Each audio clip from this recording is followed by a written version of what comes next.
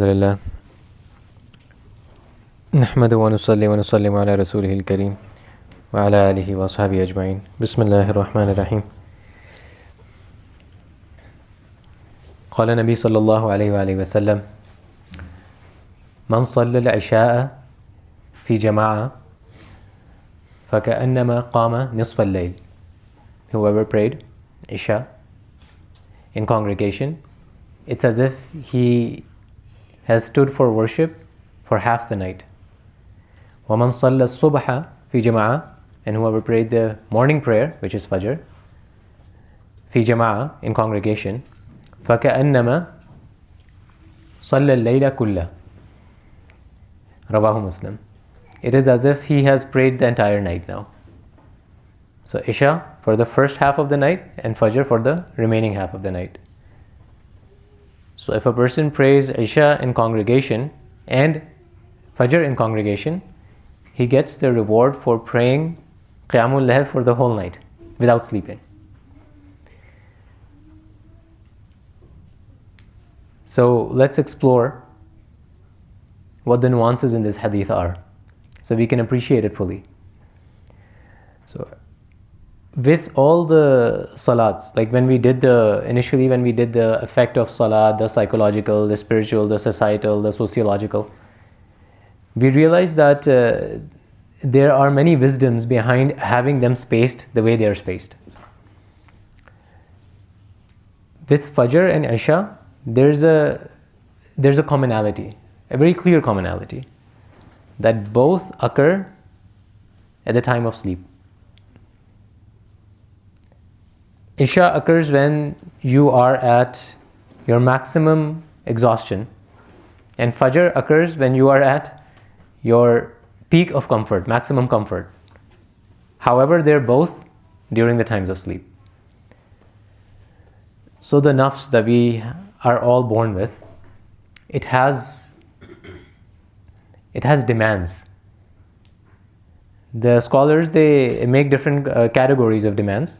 I'll just give you the very simple ones: food, clothing, security or shelter, whatever you want to call it, and lastly, sleep. So food, clothing, sleep, shelter. Like I said, there are some more categories as well, but right now we'll just skip them. So this is one of the basic desires of the nafs, of the self, sleep. So Allah Azza wa Jal, through Isha and Fajr, He's training us unintentionally to conquer this one desire of sleep. And many a times in our life, we will need to conquer it. And we do a lot of times. But Allah Azza wa Jal is telling us that there are some things that you should sacrifice your base desires, your biological necessities for as well. So if you notice, just it's a natural phenomena, just a natural inclination of a person. By the time of Isha, he's winding down. He's tired, and naturally he just wants to go to sleep. Similarly at Fajr, him waking up when he doesn't want to, but he wakes up, then he does ablution, he does wudu, which actually, even if he is sleepy and tired, it will take away his sleep for a little while. One of my siblings, when we would go to school, when we were young, wouldn't wash their face because, we'd have a bus ride to school. So they'd be like, if I wash my face, then I won't be able to sleep. So I'd rather not wash my face. Go to school without washing their face so they can sleep in the bus ride. So, even at Fajr, when we wake up and we do ablution, even if you're tired and we want to sleep for a while, you cannot sleep because you did wudu.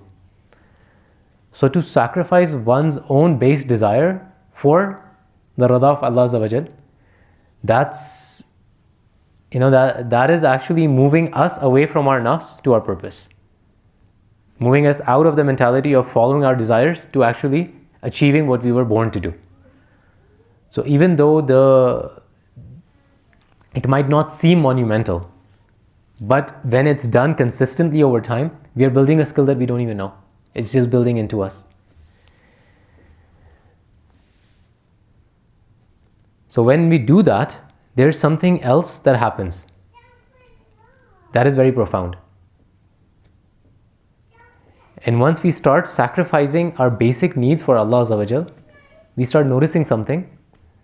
And that is that Allah Azza wa Jal, He has kept a certain flavor in sacrifice. So even when you guys come for Isha, especially on the days when you don't want to, when you're really tired, and you come for Isha and you attend the prayer, then when you go home, even while you're going home, you will notice something else that happens inside. You will notice a strange spiritual high, that you were able to actually conquer your nafs, who was trying to stop you from coming. That spiritual high, the Prophet ﷺ, he actually gives a term for it in multiple ahadith, which inshallah we will discuss tomorrow. Subhanallah wa bihamdi, subhanakallahumma wa bihamdika, nashhadu an la ilaha illa anta, nastaghfiruka wa natubu ilayk. For today, just rejoice in the fact that